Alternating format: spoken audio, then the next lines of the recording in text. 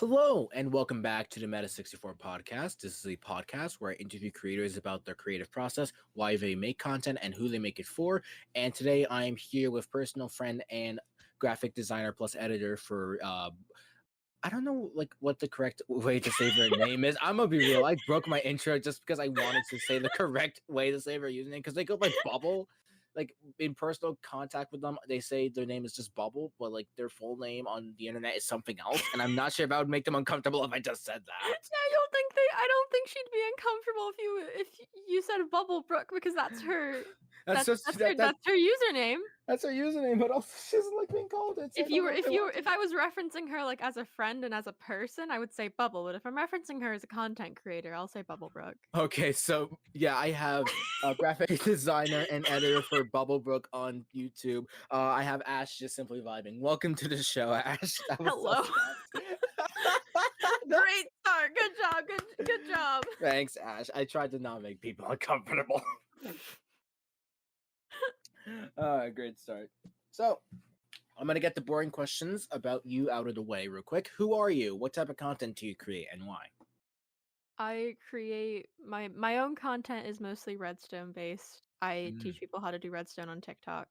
And on YouTube, I have videos that are getting worked on for both Earthbound SMP and something called Rulers Royale, which is something that my good friend Oshi made. Ooh, I know Oshi. Yeah, she's awesome. Yeah. So, what inspires you to create, Ash?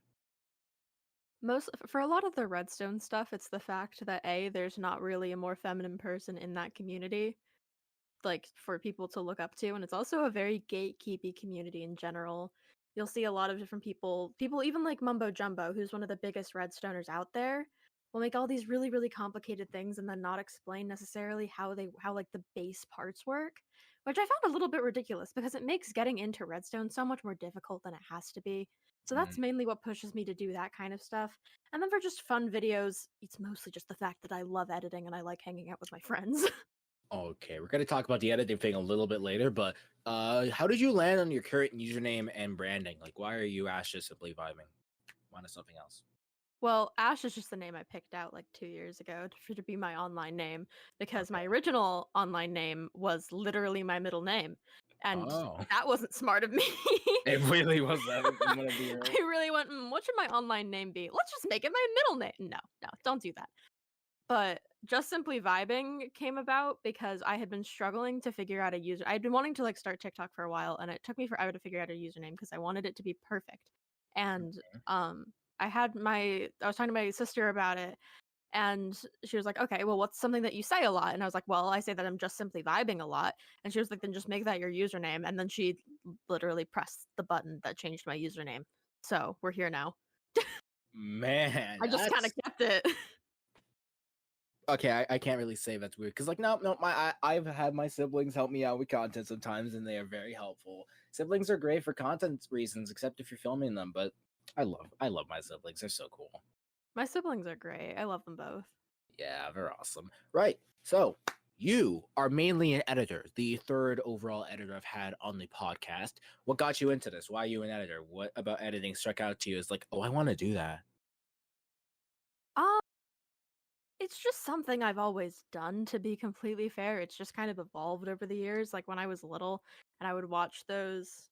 I don't know if you know who Alicia Marie is, but she was a big lifestyle YouTuber. I watched a lot of lifestyle YouTubers when I was little, but I also watched a lot of Minecraft YouTubers. And lifestyle YouTubers have a very specific editing style that they all used back in like 2012-ish era, and I wanted to learn how to replicate it. And so I tried going on my school iPad, going in iMovie to try and replicate one of the scenes. Don't do that as like a 10-year-old. Doesn't work very well. But regardless of that, I think I just kept going with it, and I was always one of those kids who would like be really extra in those group projects where you had to make a video. Let me edit it. Dude, I always thought I was the kid. I always thought I was the extra kid who went all in on editing. I did not know shit about editing when I was younger. Oh my god. Neither did I, but like I'll look back at the videos sometime and sometimes it'll be like really cringy videos that I made in like 7th grade on iMovie about like the weather cycle or something that I was Oh, just so intent on editing and I'm like, this is the best video I've ever made. And then I look back and I'm like, what were you doing? There's not even any keyframes. Come on. oh my god.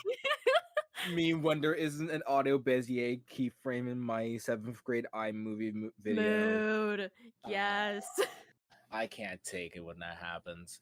Oh my I god. even did one of my little sister's science projects when she was a kid.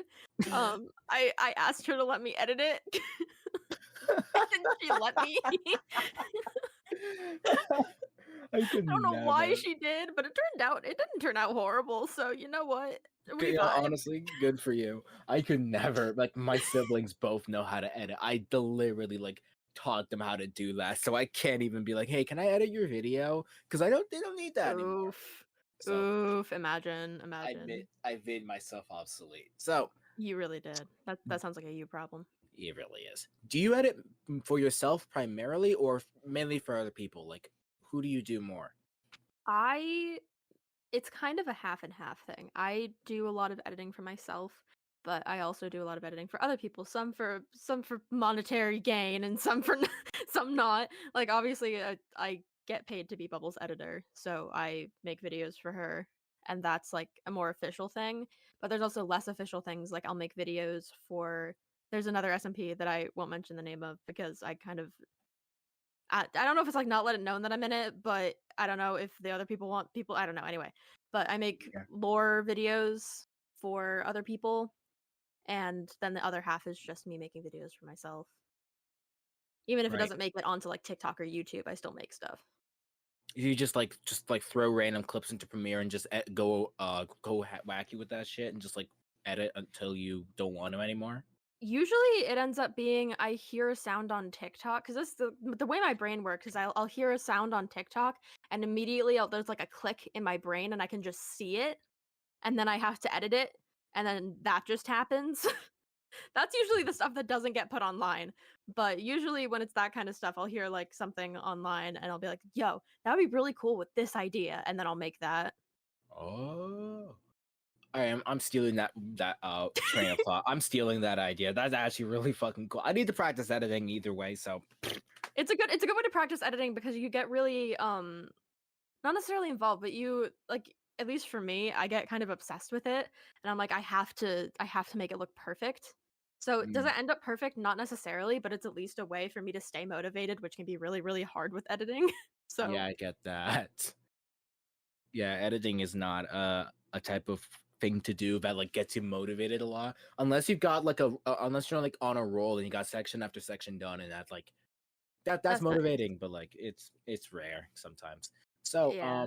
what's a skill that you learned like recently to like speed up production, or do you like have any skills like that you've learned that like make production of a video like quicker or Uh, I've been trying to figure out a faster way to do captions forever, and then the only thing that I found that was really recent was presets in Premiere Pro. So I'm able to just like cut everything up and then add a preset to it and then change the text to it, which makes any little captioning thing I have to do about 20 times quicker. Highly recommend. oh dude. You want to elaborate on that? Like how would you do that? So there's what essentially you do is you make kind of a template of what kind of text, and you can even add keyframes to it. It either has to be the beginning or the end where the keyframes are, but I still find it useful. And you can save the preset, and it will save your font, your stroke, the beginning keyframes or the end keyframes. It doesn't matter if they're like Bezier, ease in, ease out, whatever. It doesn't matter. And Mhm. then I believe it's you just right click and it will say like, oh, save new preset, and then you can name it, and then as long as you have some kind of text clip, you can drag and drop it in and it'll add that piece of text on there and you can just change what it is. And Oh it'll my automatically set like it to be center, which can be so flipping annoying to center every single piece of text ever. exactly. And this just automatically everything is centered, everything is the font you want. And if you do multiple at a time, then you can get like you know how different voices will usually have different colors. Like, Yeah. if you have a preset for every single one of those, then you can just get them done. That sounds awesome. That's something I've known to do since I think around like 2020.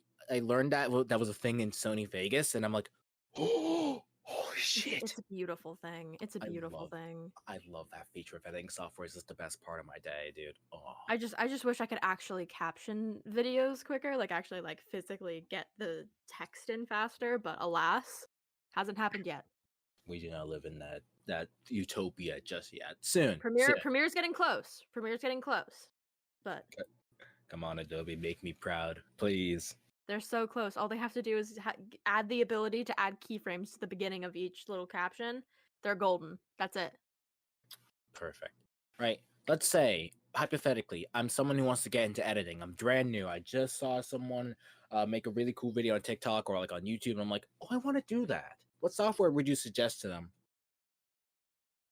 If you're willing to pay money, Premiere Pro is amazing and I love it and it's the industry standard.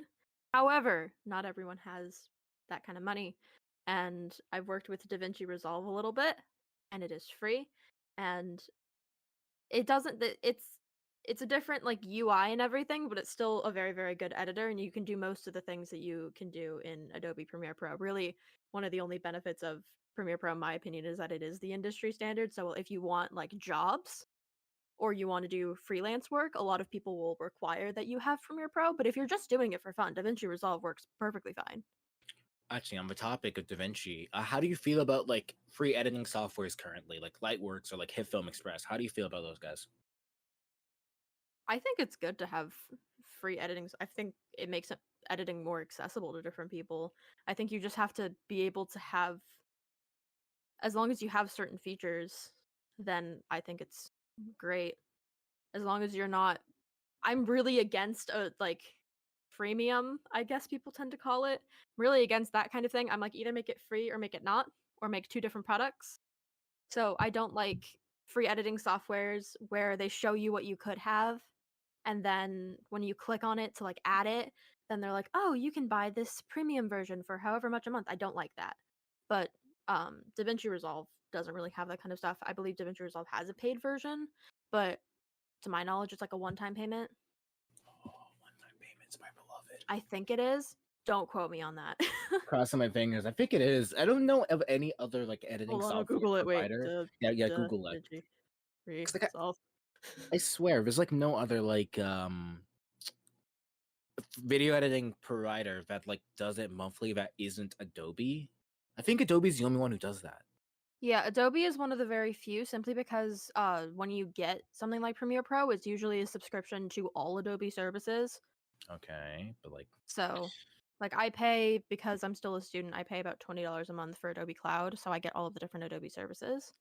mm, Mostly because I don't just do editing, I also do graphic design work. So, I want things like Illustrator and Premiere and Photoshop and stuff like that, so I find it worth it. yeah, Yeah, it's 295 for Resolve Studio. do you say 295? Yeah. One-time Okay, payment of 295. sorry. I put the decimal point next to the two instead of next to the five. No. 295 dollars. Oh, come on. I wanted 200. I wanted 295. I want I to pay want I $2. want it I want to pay 295. I'd love to pay that much. I would move to DaVinci Resolve in a second if that happened.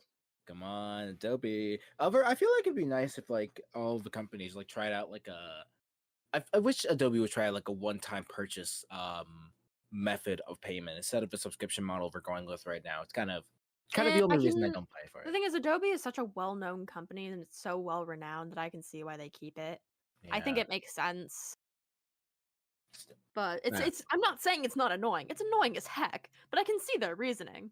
Yeah, I get it though. I get it though. So, you're I think you mainly edit on PC. I don't know I do. anyone who I like only edit edits on PC. so like how do you feel about like mobile editing? Like how do you feel about mobile editing softwares? Have you ever tried and like jumped into that pool? I have, but I don't particularly like it, mostly because just can't see as well, and it's just not as convenient for me. I've always had access to either a laptop or a PC.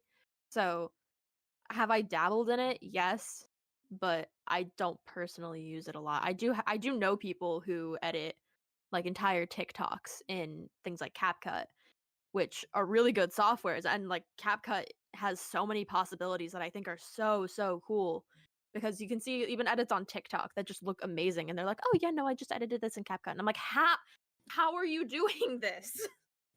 So it's not that like I hate mobile editing software. I just don't know how to use it myself, and I have the mad props to the people who know how to use it. Yeah, those guys are fucking awesome, dude. So, oh shit, sorry, I accidentally switched over to a different tab. Not the random tab, is it not? This Flappy Bird? Should be Flappy Bird. Okay, I'm gonna open up Flappy Bird next time I do an interview. You should. You should. All right, so you're also a graphic designer, the first one I've ever had here as a graphic designer myself. You know, the graphic designer solidarity. You know, the Woo! vibes. What got you into a whole graphic design thing? I'm gonna be honest, it was mostly my school. They have a graphic design course. My school is very techy. It is not Ooh. a tech school, it is a public high school, but it has a lot of tech courses. So I did the first computer graphics course last year, and then this year I'm doing what's considered computer graphics 2, and then next semester I'll be doing intro to animation. Ooh. So I just found it really interesting, and I wanted to be able to do it because um being an editor, being able to create your own assets is so incredibly helpful. It Like, is. for example, with one of Bubble's videos was, it was a Mario Odyssey video, and a lot of it was based around, it was something about like Bowser was being divorced with Peach, and there were lawyers that were like the Goombas and everything, and so there were a lot of assets that didn't exist, like Goomba lawyers. So I had to figure out how to make that, and the only real way to make that was in something like Photoshop or Illustrator. So having those skills as an editor, I thought would be extremely helpful, and it ended up being super helpful, which Mm. was really snazzy. And then I also got to use it for a couple of commercial things as well. Ooh, so are you telling me you have like actual like commercial credit on projects that have been shown like to other people outside of the internet? Is that what I'm hearing? So outside of the internet, I've done a couple different graphics. For my teacher would ask for different logos for different events around the school, and mine have been chosen multiple times. So I have that on my like on my real life resume. I have stuff about that because, for example, the blood drive that I think my school does a blood drive about 2 times a year, and my graphic has been used for every single one for about a year and a half now. Nice. All right. So, as a graphic designer myself, I care a metric fuck ton about fonts and how they look Oh in my relation gosh. to other things. You Oh want to my talk gosh. about fonts? What do you look for when you get a I font for a project? I never want to talk about fonts ever again. I hate fonts.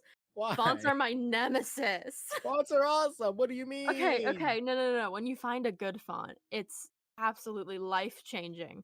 But the process of finding a font is awful. I had to do a project for school for computer graphics about, we had to make a cereal box.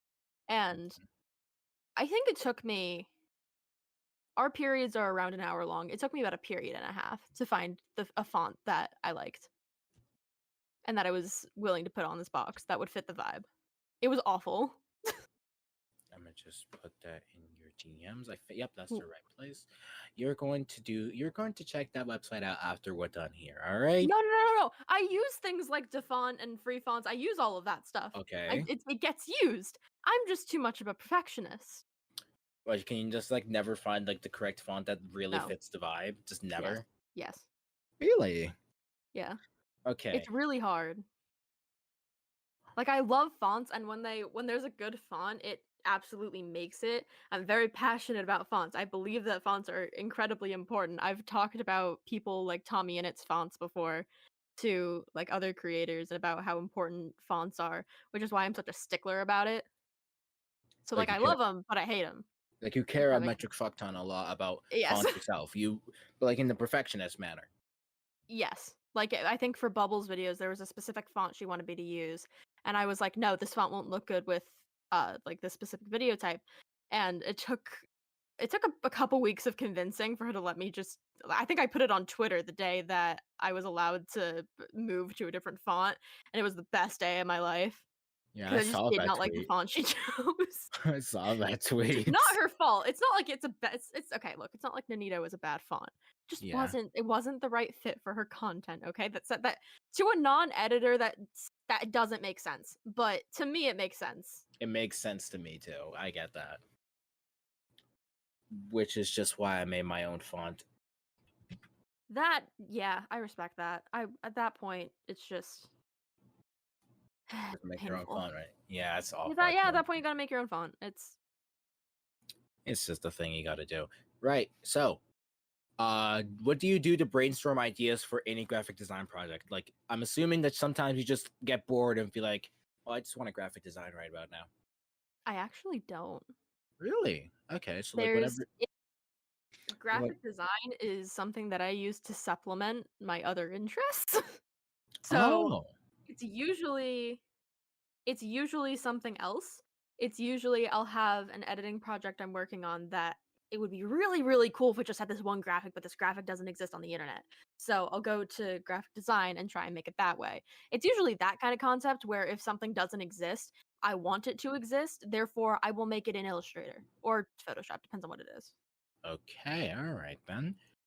What's your favorite project that you've ever done in graphic design for yourself or for others? Oh, jeez.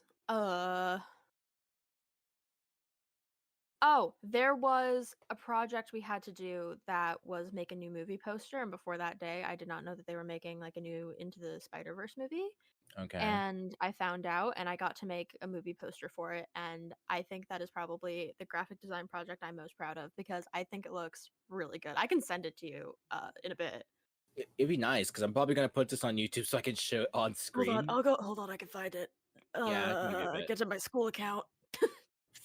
It's in your Google Drive. It's in the school Google Drive. Oh no. Computer graphics projects. Why is my Uh, personal logo in here? This isn't what I want. This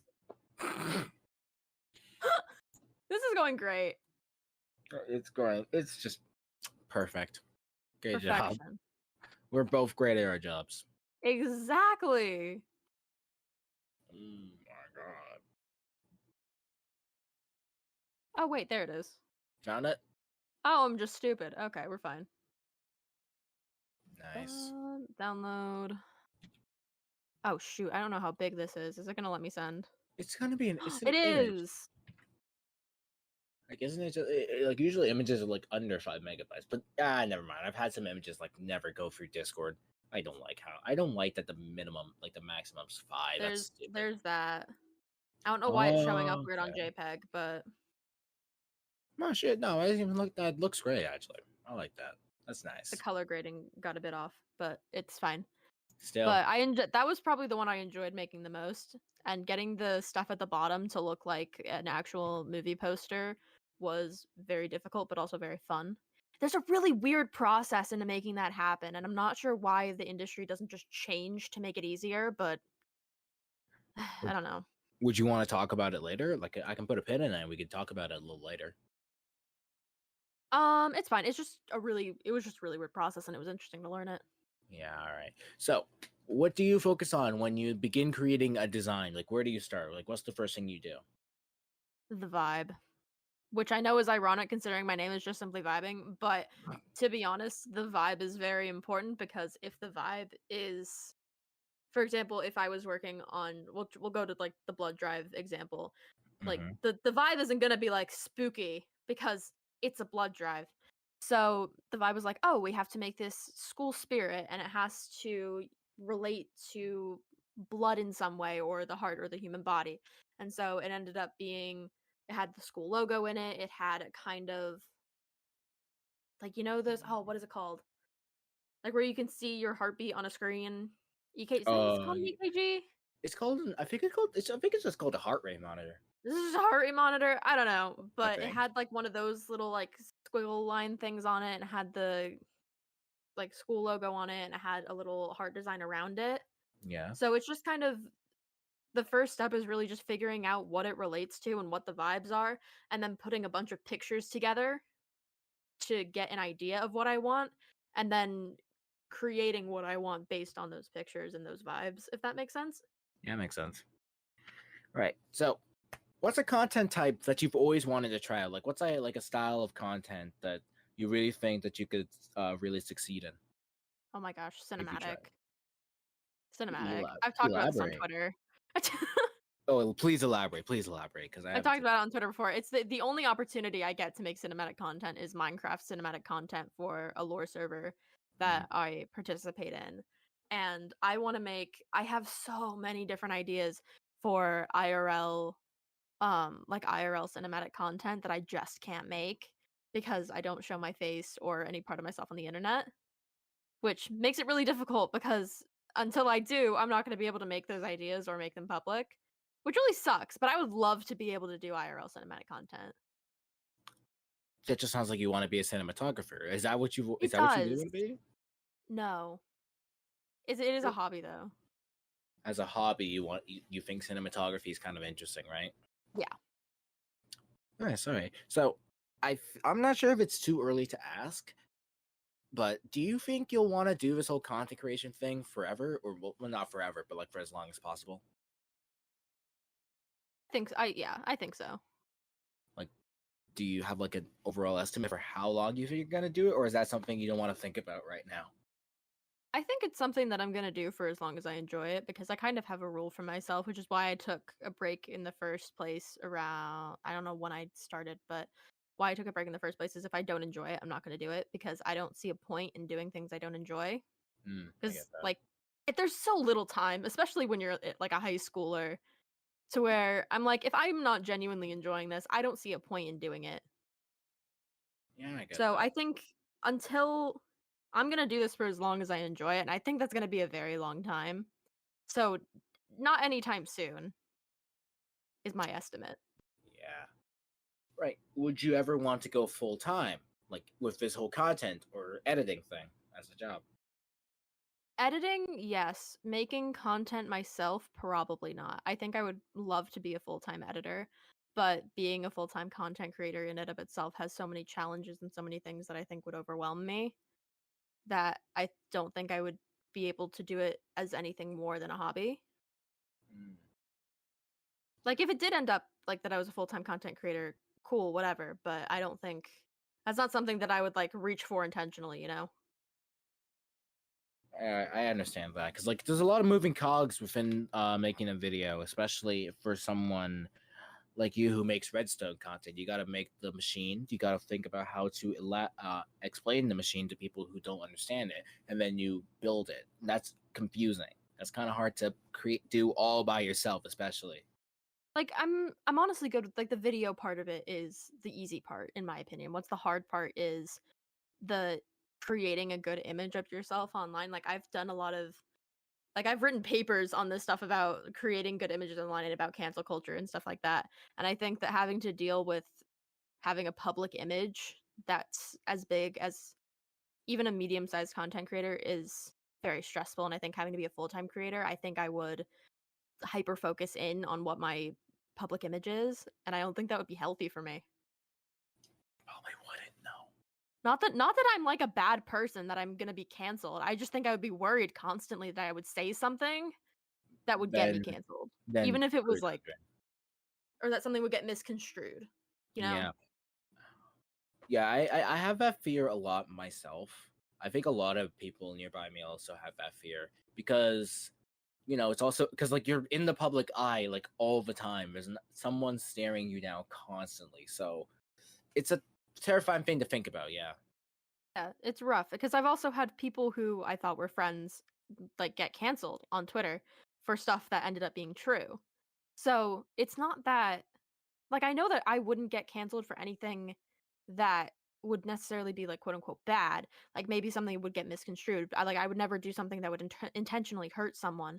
But like even being associated with someone who got canceled for a really bad reason can put a really big damper on your reputation. And that's just really scary. Yeah, it's weird to think about.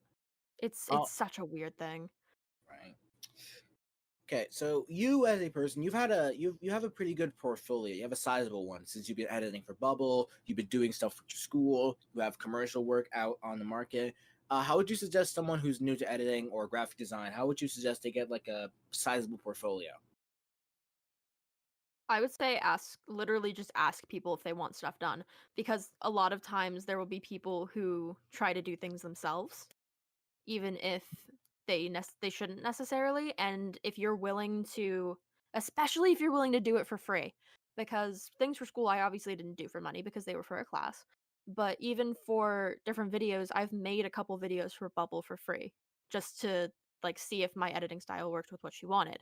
And if you're willing to, I'm not saying do this on a constant basis, but if you want to get a jump start into your portfolio, do some stuff for free just so that people can see your work and people can understand how to work with you. Because then you can start getting people to talk about you through word of mouth.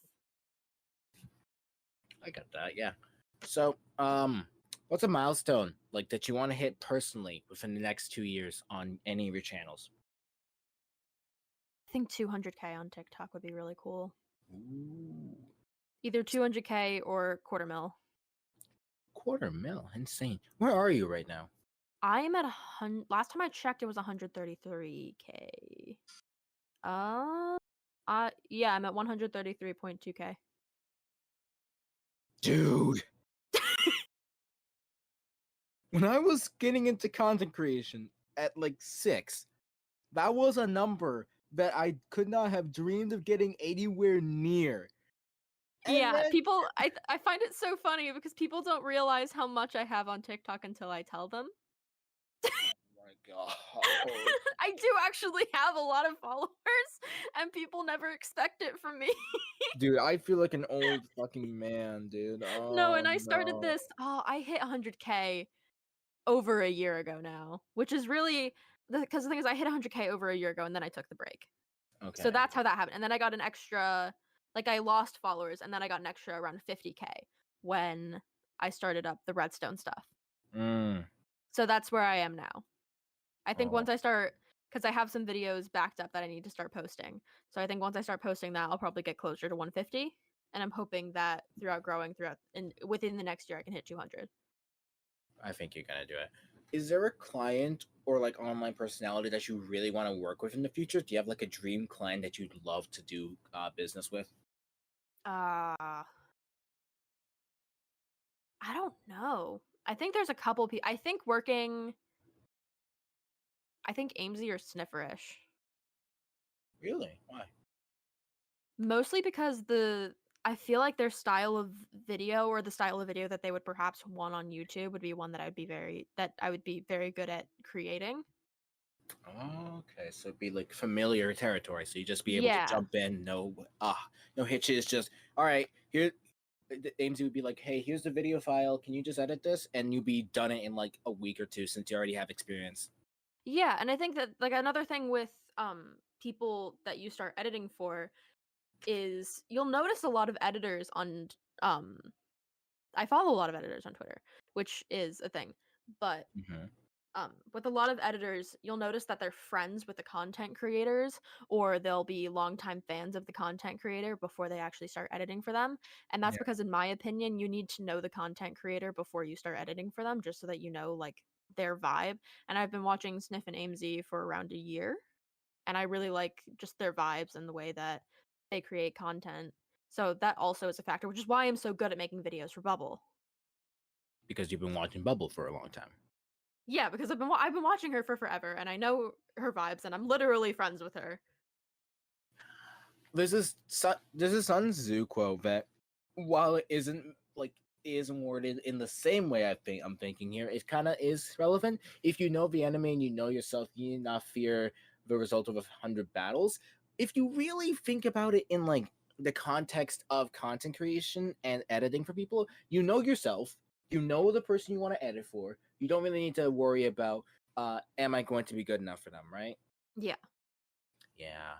So, final question before we wrap up here.